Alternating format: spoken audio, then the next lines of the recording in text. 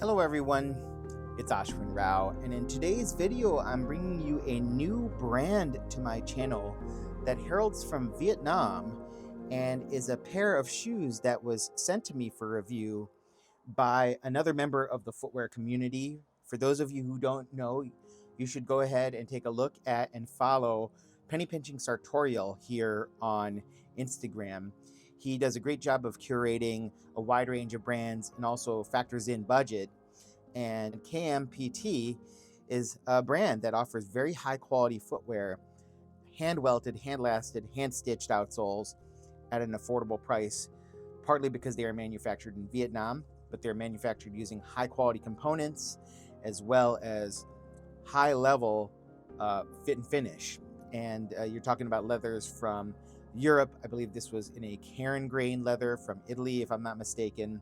And this is a Johdpur model that we're going to unbox and take a look at and give a little mini review. These particular pair are not my foot size, so I can't really talk about fit. You should certainly reach out to Doug, Penny Pinching Sartorial, and I'm sure he'll get back to you. He's an awesome guy, and we've had many a conversation about footwear and value in brands. And so you can see the box here, a little bit of a scuff here, so that might have happened in shipping.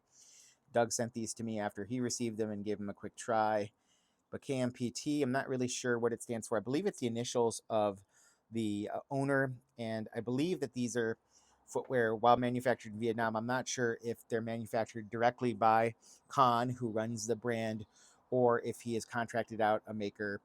So KMPT here, nice box. If we flip the box over, you can see just kind of a plain cardboard box, but well finished. No issues with the construction of this box. Gold foil labeling here. Nicely done. Very nice bags right off the bat. These bags are what feel like a nice cotton cloth material. It's not very thick, but a nice pattern, kind of a flannel style pattern.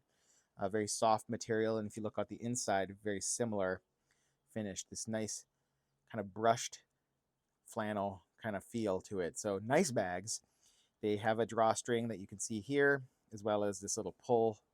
Really nice. I like these bags quite a bit. Now they are lighter weight than many of the wool or heavier cotton bags that I've gotten from higher end brands, but you're still getting nice bags here. So we're going to unveil our first Johdpur here. Ooh, look at that Karen grain right there. Very nicely done. I know Karen grain has been stocked by brands such as Carmina, and it's a high quality leather. And look at this high quality boot.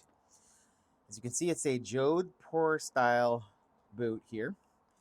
Jodhpurs originated in India as a style of a laceless boot that had a plain toe on the vamp and this unique strap that wraps around the ankle and then is fastened through a buckle here. Supple leather from Dupuy Tannery, I believe.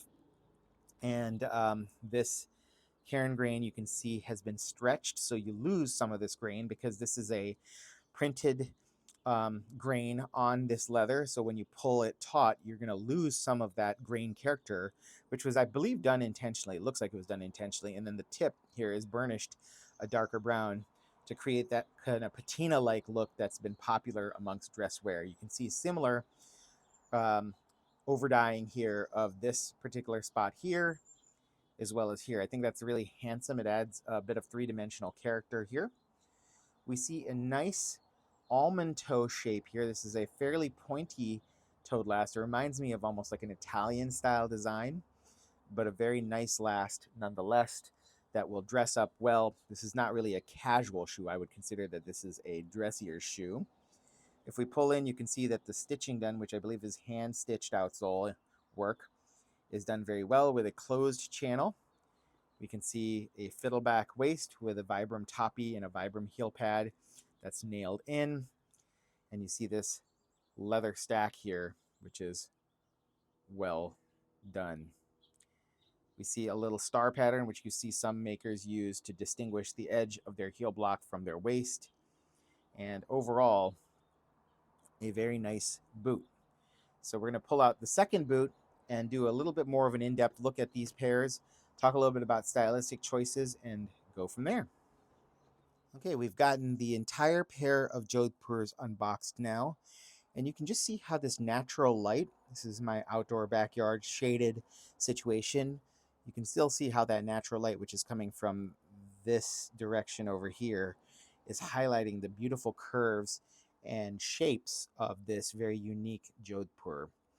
Now we have a almond toed last, like I talked about. You can see that there's actually a slight ridge on the top of that almond toe, which is kind of unique. I haven't seen that done, but I like the angles that I'm seeing here. There's a lot of character to this toe box. You can see there's a slight curve with a edge here. It's not a hard edge, it's sort of a soft edge that creates these light play, but I actually find it really beautiful that they did this. You can see that curve that almost comes out here.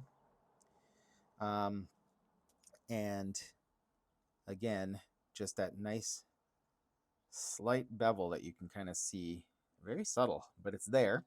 You can also see that the vamp has a slight break right here that is, I think, part of the design that then transitions towards where your instep would go on. I would imagine that this pair would work well with people with medium or even higher insteps, just based on the way that it's shaped. Typical of many Johdpurs, you see this triple layer of stitches that affixes the front and top vamp portion to the side paneling here. I like this little detail that we're seeing here, which is that triple stitch. I don't know if that's ornamental or functional, but I like how it looks. It actually adds a really nice character where you see this double box triple stitch bar topped with this and then a single stitch extending towards the rest of the collar of the shoe. I really like that elegant design, so really nice choice there. The outsole stitching here is at about, I would say, 7 or so stitches per inch, maybe somewhere in that 6 to 7 range. So high levels of stitch density, but not outrageous levels of stitch density you might find from, say, a bespoke maker. I would say this is in line with what Carmina or others offer. Crockett & Jones, for example. Here we have that pitched, slightly tapered heel block that is pitched. There is that angle on the sides that then rapidly transitions to this angle over here.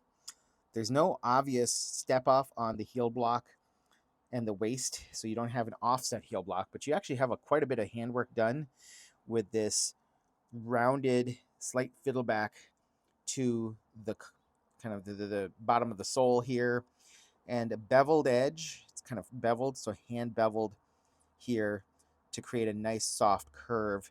You don't have a huge step off, but you have that star that then helps offset the visual distinction of the heel from the waist. Now this is a very thin tapered waist that becomes a little bit more thicker towards the mid portion of that waist. So some people like that, some people don't. I actually think it's quite handsome. See, the stitching is either blind stitched on the waist, I'm not 100% sure, or if it's stitched 180 degrees to this point and then cemented down here.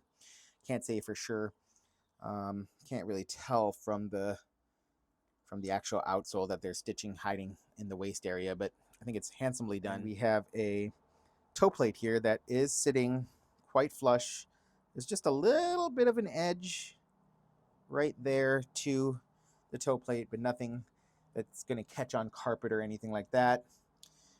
We can see that this is very nicely fudged here on the outside. This is a fine, narrow fudging wheel used to create that. See actually a cool taper between the top of the outsole and the edge here. And then we see our welt, our midsole, and then our outsole padding here.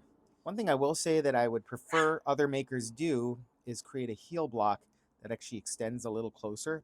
To me, this is kind of, I think Gatiano and Girling does this, but this heel block to me seems a little short for the overall length of the shoe. I would actually prefer that heel block extend to, say, maybe one more finger breadth, just to give it more balance. It seems like kind of a teeny heel block for the dimensions of this shoe. The height of the heel feels about right for the dimensions of this shoe. It's not pitching the shoe too much forward or too much back here. Another thing to note is this cloth tab here on the back to help pull the shoe on, which I think is nice as a touch. It'll hide obviously underneath your pants, and similar colorway as the rest of the shoe. Here you'll see this is a 10.5 for Doug. That's cool that that was printed in like that. That's a really nice touch. I have never seen that before. So very nicely done. If Doug is hopefully going to keep these shoes forever, people have something to look upon on the inside of his shoes. It's a lined interior here. Buckle here. If I pull the buckle in, you can see that it's a clean, non-roller styled standard buckle. Nice rounded edges there. The way this leather is clicked looks really nice. I mean, time will tell, but you can already see where the break is happening right here. There's going to be a nice roll in that vamp forming, which doesn't always work with bovine leathers, and certainly embossed bovine leathers. I like the way that this toe is colored and darkened. That's a nice touch. And you can see the nice shine. I'm almost near mirror shine. You could probably call that a mirror shine applied. And a nice dark brown, almost black edge dressing to adorn the sides to set it and give this more of a formal look. Curve here on the back heel should help prevent heel slip. And everything here looks just really pleasant. Solid toe stiffener here. I'm not sure if that's leather, but it almost feels like a bit of elastic. It's pretty KMPT. Really nicely done. I've seen work that would suggest that they work in collaboration with Fugashin, who's also based in Vietnam, to help manufacture at least some portion of their footwear, but I can't say that with definite certainty. A couple years back, I reached out to Tan, who runs KMPT. I was trying to get a review pair back then, but we never really connected, I guess. Thank you to Doug, Penny Pinching Sartorial, for the chance to review this pair of KMPT Johdpur boots. Really smartly done pair of dressier footwear with a bit of a casual flair, given that they're boots and they're a Johdpur style. I'm excited about this brand. Maybe Khan will give me a chance to review my own pair at some point. Maybe he'll like this review once he sees all of your views. Wink, wink, nudge, nudge. Hope you guys are all doing well. We'll talk to y'all soon. Bye-bye.